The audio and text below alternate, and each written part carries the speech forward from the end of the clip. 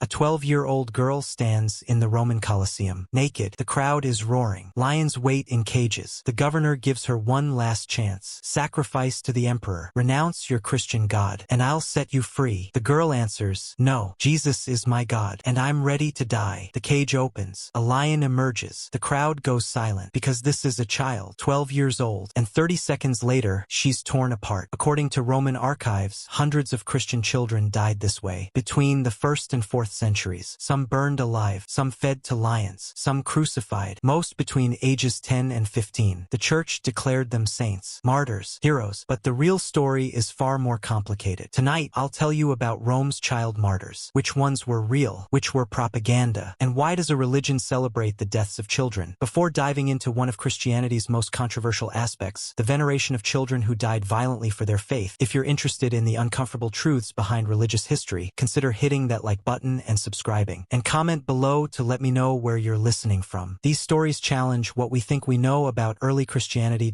Let's start with what we know for certain about the Roman persecution of Christians. From approximately 64 CE, when Emperor Nero blamed Christians for the Great Fire of Rome, until 313 CE, when Emperor Constantine legalized Christianity, followers of Jesus faced periodic waves of state-sponsored violence. The persecution wasn't constant. There were long periods of relative peace. But during the bad periods, being Christian could get you killed in horrifying ways. The Romans didn't persecute Christians for believing in Jesus. Rome was remarkably tolerant of different gods and religions. What they couldn't tolerate was Christians' refusal to participate in emperor worship. Burning incense to the emperor's genius, his divine spirit, was considered a basic civic duty, like paying taxes. It wasn't even about genuine religious belief, it was about demonstrating loyalty to the state. But Christians refused. Their God was a jealous God who tolerated no rivals, not even symbolic ones. Burning incense to the emperor, even as pure civic formality, was idolatry. It was betraying Jesus. And for this refusal, Christians were branded as atheists, ironically, because they denied the traditional gods, and as enemies of the state. When Romans decided to punish Christians, they didn't discriminate by age. If you were old enough to refuse the sacrifice, you were old enough to face the consequences. Children as young as 10 or 12 who publicly identified as Christian and refused to renounce their faith could be arrested, tortured, and executed alongside adults. The methods of execution were deliberately public and brutal, designed to deter others from following Christianity. Crucifixion was common. Burning alive was popular. Being thrown to wild animals in the arena was spectacular entertainment that combined punishment with public games. And children died by all these methods. Now here's where the story gets complicated. We have lists of early Christian martyrs compiled by the church in the centuries following the persecutions. These lists include hundreds of names, many of them children. Saints Agnes, Lucy, Agatha, Cecilia, Tarcisius, Pancras, and dozens more, all reportedly children or teenagers when they were martyred. But how many of these stories are historically accurate? The honest answer is we don't know. Some almost certainly happened. Others are likely elaborations or inventions. And separating fact from legend is extremely difficult because the church had strong incentives to create and embellish martyr stories. Let's examine specific cases, starting with the most famous, Saint Agnes of Rome. According to tradition, Agnes was a 12 or 13-year-old girl from a wealthy Roman family. She was beautiful, and the son of a Roman official wanted to marry her. Agnes refused, saying she had pledged herself to Christ. The rejected suitor told his father, who was a prefect with authority to prosecute Christians. Agnes was arrested and given a choice: sacrifice to the gods or face punishment. She refused. According to legend, she was then stripped naked and dragged to a brothel as punishment. Losing her virginity would be worse than death for a consecrated virgin. But miraculously, her hair grew long instantly and covered her naked body. Any man who tried to touch her was struck blind or dead. Finally, the authorities decided to execute her. She was beheaded in 304 CE. Her body was buried in a catacomb on the Via Nomentana, and a church was built over her tomb. That church still exists today, Sant Agnes Fuori Lamura in Rome. How much of this is true? We know there was an early Christian martyr named Agnes buried in that location. Archaeological evidence confirms a 4th century tomb and basilica. We have written references to Agnes from the mid-4th century, within living memory of the persecution. So someone named Agnes probably existed and was martyred. But the miraculous elements, the hair growing, the men struck blind, are clearly legendary additions. And even basic details like her exact age are uncertain. The 12 or 13 age comes from later hagiographies, not contemporary sources. She might have been older. The emphasis on her youth and beauty served a narrative purpose. It It made her story more compelling and emphasized her sexual purity. Saint Lucy of Syracuse has a similar profile. She was supposedly 13 years old in 304 CE when her mother wanted her to marry a pagan man. Lucy wanted to remain a consecrated virgin. When her suitor persisted, legend says she plucked out her own eyes and sent them to him on a plate, saying, "Here, now let me live for God." She was arrested and tortured. The Romans tried to drag her to a brothel, but she became immovably heavy. 1,000 men and a team of oxen couldn't move her. They tried to burn her, but the flames didn't touch her. Finally, they killed her with a sword through the throat. The historical kernel is probably that a Christian woman named Lucy was martyred in Syracuse around 304 CE. The Church of Santa Lucia in Syracuse claims to stand on her tomb, but the miraculous elements are clearly legendary. The detail about plucking out her eyes particularly seems designed to explain why Lucy became the patron saint of the blind. The story was reverse-engineered from the veneration. This pattern repeats across child martyr stories. A probable historical kernel, a death during persecution, burial in a specific location, then layers of miraculous legend added over time. The question is, why add the legends? Why not just tell the true story? The answer is that martyrdom accounts served multiple purposes beyond historical record. They were propaganda stories of young martyrs refusing to renounce Christ inspired other Christians to remain faithful during persecution. If a 12-year-old girl could face lions rather than deny Jesus, could adult Christians do less? Theology martyr stories reinforced key Christian doctrines, that faith matters more than life, that God protects the faithful even in death, that suffering on earth leads to eternal reward. Community identity. Each Christian community took pride in its local martyrs. Having a famous martyr shrine brought prestige, pilgrims, and donations. Moral instruction. Martyr stories, especially of children, taught ideal Christian behavior, absolute faith, sexual purity, willingness to sacrifice everything. These purposes meant that historical accuracy was less important than narrative impact. A simple story, Agnes was beheaded for being Christian, didn't serve these purposes as effectively as a dramatic tale involving attempted rape, miraculous protection, and heroic defiance. The Church didn't see this embellishment as lying. They believed the core truth that these people died for Christ, and the miraculous details expressed theological truths even if they weren't literally factual. But from a historical perspective, it makes determining what actually happened extremely difficult. Let's look at another famous case, Saint Tarcisius, the patron saint of altar servers. Tarcisius was supposedly a 12-year-old acolyte in Rome during the persecution of Emperor Valerian around 257 CE. Christians imprisoned and awaiting execution wanted to receive communion, but sending a priest was too dangerous. So Tarcisius volunteered to carry the consecrated bread to them. On his way, he was stopped by a group of pagan boys who demanded to know what he was carrying. Tarcisius refused to show them or let them touch the consecrated host. The boys attacked him, beating and stoning him. By the time Christians found him, he was dead, but still clutching the sacred bread against his chest. This story appears in the 4th century in Pope Damasus I's writings. Damasus doesn't claim to be an eyewitness. He's writing more than a century after the supposed events. The story has clear pedagogical purposes. It teaches the importance of protecting the Eucharist and shows that even children can be heroes of faith. Is there historical truth here? Possibly. Someone named Tarcisius may have been martyred, but the specific details, his age, the exact circumstances, are impossible to verify and may be embellished or invented. One of the most disturbing aspects of child martyr stories is how the Church later used them. By the 4th and 5th centuries, when Christianity became the official religion of Rome, martyr cults had become big business. Cities competed to have the most impressive martyr shrines. Relics, body parts of martyrs, were worth enormous sums. This created incentives to inflate martyr numbers and exaggerate their stories. Some scholars believe many martyrs in the official lists never existed. They were invented to give a city a local saint to compete with other cities. Child martyrs were particularly valuable because their stories were emotionally compelling and attracted pilgrims. There's also a disturbing pattern where the Church's emphasis on martyrdom may have encouraged Christians, including children, to actively seek death. Some early Christians believed martyrdom guaranteed immediate entry to heaven and was the highest form of witness to Christ. This led to what some Romans considered Christian death cults, people deliberately provoking authorities to martyr them. Roman governors sometimes tried to avoid killing Christians because they found this behavior bizarre and didn't want to give them what they sought. Pliny the Younger, governor of Bithynia, wrote to Emperor Trajan around 112 CE asking what to do about Christians. He noted that he tried to give them multiple chances to recant because executing them seemed counterproductive. It just made them seem like heroes. Were children caught up in this martyr-seeking behavior? Almost certainly. Children raised in intensely religious communities taught that martyrdom martyrdom was glorious and led to heaven, might genuinely have chosen death rather than renouncing faith. From a modern perspective, this looks like child abuse, adults creating conditions where children felt they had to die for religious ideals. But from the early Christian perspective, these children were heroes who would be rewarded eternally. Let's examine what Roman sources tell us about persecutions. We have letters, histories, and legal documents from Roman officials. These sources confirm that Christians were periodically persecuted and that executions happened, but they generally don't provide the kind of detailed personal stories we find in Christian martyr accounts. For example, Pliny's letter mentions executing Christians but doesn't name them or describe their ages or the dramatic circumstances of their deaths. Roman sources treat Christian executions as routine legal matters, not as dramatic spiritual contests between good and evil. This difference in perspective is crucial. Christian sources portray martyrdoms as cosmic battles, brave faithful believers facing demonic persecutors, God performing miracles, Satan trying to destroy the church. Roman sources portray the same events as law enforcement, dealing with people who refused civic obligations and caused social disruption. Neither source is purely objective. Christians had incentives to dramatize and Romans had incentives to minimize and normalize. The truth probably lies somewhere between. Christians were executed for their faith, but the circumstances were probably less dramatically miraculous than hagiographies claim. Modern archaeology provides some additional evidence. We can identify early Christian burial sites, including some that may be martyr tombs. We can confirm that certain churches were built over graves from the persecution period. But archaeology usually can't tell us the age, name, or exact circumstances of death for remains that are 700+ years old. What about the most dramatic element of these stories? Children being fed to lions in arenas. Did this actually happen? Almost certainly yes, though probably not as frequently as popular imagination suggests. Romans did execute criminals through damnatio ad bestias, condemnation to beasts. This was reserved for the worst criminals and was designed to be spectacular public entertainment. Christians condemned for refusing the imperial cult could receive this punishment, and if children were among the condemned Christians, they could theoretically be thrown to beasts. Roman law recognized categories of punishment for different ages, but the sources aren't clear on whether children received modified punishments or not. However, here's an important caveat. The famous image of Christians being fed to lions in the Colosseum, while possible, is not as well documented as popular culture suggests. Most Christian executions were probably less dramatic: beheading, crucifixion, or burning. The arena deaths, while they did happen, may have been rarer than the proliferation of martyr stories suggests. We should also consider what child meant in the Roman world. Romans reached legal adulthood at different ages depending on circumstances, anywhere from 12 to 25 depending on legal context. A 12-year-old girl could be married and considered adult for some purposes but a child for others. When Christian sources say someone was martyred as a child or youth, they might mean anywhere from 10 to early 20s. This matters because it affects how we interpret these stories. A 12-year-old being martyred is more shocking than an 18-year-old. The hagiographies often emphasize extreme youth, 12, 13, even 9 years old, to maximize the emotional impact. But the actual ages may have been older, and the sources may have reduced them for narrative effect. Let's look at St. Pancras, martyred supposedly at age 14 in 304 CE in Rome. Pancras was an orphan raised by his uncle. When arrested, he refused to sacrifice to the Roman gods despite his youth. He was beheaded on the Via Aurelia. The historical evidence for Pancras is thin. We have a 6th century church built over an earlier tomb claimed to be his, but details about his life and martyrdom come from sources written centuries later. The specific age of 14 appears in medieval sources, not contemporary ones. Why emphasize his youth? Because young martyrs serve particular theological purposes. They demonstrated that faith wasn't based on wisdom or life experience. Even children could recognize divine truth. They showed God's grace working through the weak and vulnerable, and they modeled the Christian ideal of childlike faith and obedience. But this emphasis on youth had a darker side. It created a template where children dying for religion was not just acceptable but admirable. It established a framework where children's deaths could be celebrated rather than mourned, and it created pressure on actual children to live up to these heroic examples. The martyrdom of Saint Agatha provides another example of how these stories function. Agatha was supposedly 15 years old in Sicily when she attracted the attention of a Roman official named Quintianus. She rejected his advances, claiming she was consecrated to Christ. Quintianus had her arrested. When she refused to renounce Christianity, she was tortured. According to legend, her breasts were cut off with pincers. St. Peter appeared in a vision and healed her. Then she was rolled naked over hot coals and broken broken pottery. She died from these injuries in 251 CE. The historical evidence? Agatha was venerated in Sicily by the 6th century, and her cult spread widely in medieval Europe. But the details of her life and martyrdom come from sources written centuries after the supposed events. The torture details are typical of hagiographic embellishment, designed to emphasize her suffering and God's miraculous interventions. The story serves multiple purposes. It demonstrates faith under extreme suffering. It emphasizes Agatha's virginity and sexual purity. The breast mutilation is symbolically loaded. It shows divine power protecting the faithful, and it creates a compelling narrative that inspires devotion. But from a child protection perspective, these stories are disturbing. They glorify extreme suffering inflicted on children and teenagers. They present sexual violation and torture as tests of faith. They suggest children should accept death rather than compromise religious principles. These messages, internalized by children, could lead to psychological harm or even encourage martyrdom-seeking behavior. This created a strange situation where Christianity simultaneously mourned these deaths and celebrated them. The children were victims of injustice, but they were also heroes who had achieved the ultimate victory. Their suffering was terrible, but it had meaning and led to eternal glory. This theological framework allowed believers to honor child martyrs without confronting the tragedy and trauma of children dying violently. Modern Christianity handles child martyr stories differently. Many mainstream denominations now emphasize that these were victims of persecution who should be remembered with sadness rather than celebrated as heroic choices. The stories are taught as history, not as examples children should emulate. There's recognition that glorifying child martyrdom was potentially harmful. But some conservative traditions maintain the traditional view that these child martyrs made heroic choices to die rather than deny Christ, that their examples inspire faith, and that celebrating their martyrdom is appropriate because they're now in eternal glory. This creates tension. How do you honor victims of religious persecution without glorifying child death? How do you teach these stories historically without creating the impression that children dying for religion is admirable? Different Christian traditions answer these questions differently. What can we conclude about the historical reality of child martyrs? Almost certainly, some Christian children were killed during Roman persecutions. Roman law didn't exempt children from consequences of refusing the imperial cult. Families were sometimes martyred together, children included. Some teenagers may have been old enough to make genuine choices about faith and accepted death as a consequence. But many details in traditional martyr accounts are legendary. The miraculous elements are obviously post-facto additions. The extreme youth often claimed for martyrs may be exaggerated. The dramatic circumstances may be embellished, and some martyrs probably never existed. They were invented to serve religious and economic purposes. The child martyr phenomenon reveals something important about how religions create and use narratives. Stories don't have to be literally factual to serve important functions. They can communicate values, inspire devotion, build community identity, and teach morality. But they can also do harm, especially when they normalize or glorify violence against children. From a modern perspective, the troubling aspects of child martyr veneration include glorification of child death. Treating children's violent deaths as heroic rather than tragic can desensitize communities to actual violence against children. Pressure on children. Holding up martyred children as examples creates pressure on living children to demonstrate similar faith, potentially leading to harm. Theological problems. A religion that honors child sacrifice, even as martyrdom rather than ritual killing, has uncomfortable parallels to practices Christianity condemned in other religions. Historical dishonesty. Treating legendary accounts as factual history misleads believers and undermines trust when the truth emerges. Trauma to families. Families who lost children to persecution and then had those deaths transformed into propaganda might have experienced complicated grief. But child martyr stories also serve genuine purposes that shouldn't be dismissed. During times of persecution, they gave communities hope and meaning. They helped Christians make sense of senseless suffering. They provided models of faith in extreme circumstances, and they kept alive the memory of injustice. The challenge is honoring the real victims while acknowledging the legendary elements, respecting the faith of believers while questioning harmful aspects of the tradition, and learning from history without either glorifying violence or dismissing the genuine suffering that occurred. The children who actually died during Roman persecutions, whatever their exact numbers and circumstances, deserve to be remembered as victims of religious intolerance. They were caught in conflicts they didn't create between Roman state religion and Christian monotheism. They suffered and died not because they chose heroic sacrifice, but because adults created a situation where children faced impossible choices. Remember Saint Agnes, but remember her as a probable 13-year-old girl who was killed for her religious identity, not as a hero who joyfully accepted martyrdom. Remember Saint Lucy, but acknowledge that much of her story is legend, while the kernel of truth is a young woman who died in persecution. Remember all the named and unnamed children who faced violence for their beliefs, and ask difficult questions. Why did Christianity develop such extensive traditions around child martyrs? What does it mean to venerate child suffering? How should religions teach these stories without glorifying child death? What responsibility do religious communities have to protect children, even from religious ideals that might harm them? These questions don't have easy answers, but avoiding them does a disservice both to historical truth and to the actual children who suffered and died. The child martyrs deserve better than to be transformed into sanitized saints whose stories serve institutional purposes while obscuring their humanity and the tragedy of their deaths. The blood in the arena was real, even if many details in the stories are not. The children who died were real, even if their names and ages are uncertain. Their suffering mattered, even if later generations transformed it into legend. Remember them not as saints or heroes, but as victims who deserve to live, who had their future stolen by religious conflict, who matter not because they died gloriously but because they lived and should not have been killed.